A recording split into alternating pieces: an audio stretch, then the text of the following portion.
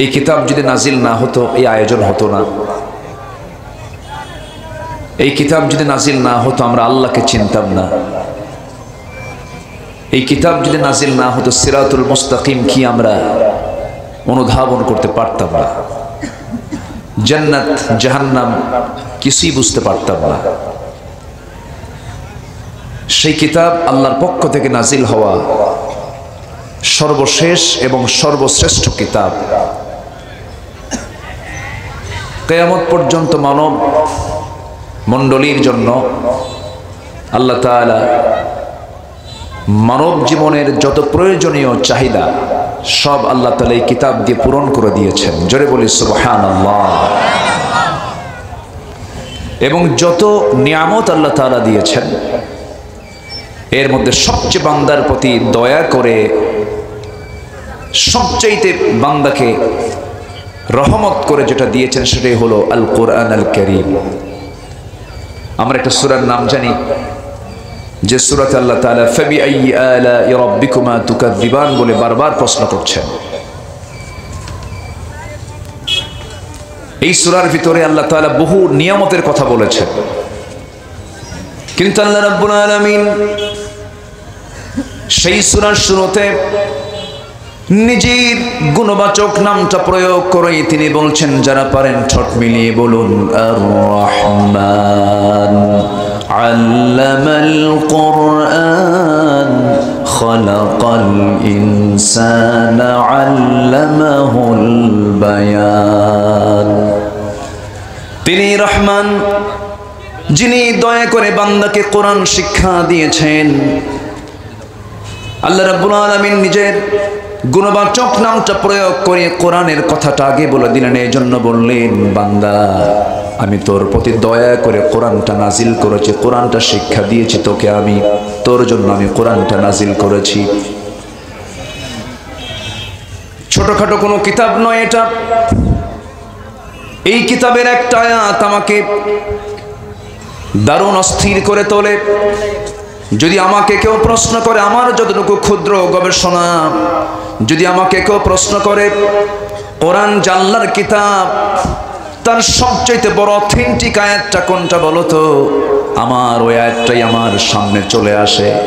যারা পারেন ঠোঁট মিলিয়ে বলুন সূরা কাহফের শেষ দিকের আয়াত, قل لو كان البحر مدادا لكلمات ربي لنفد البحر قبل أن تنفد كلمات ربي ولو جئنا بمثله مددا।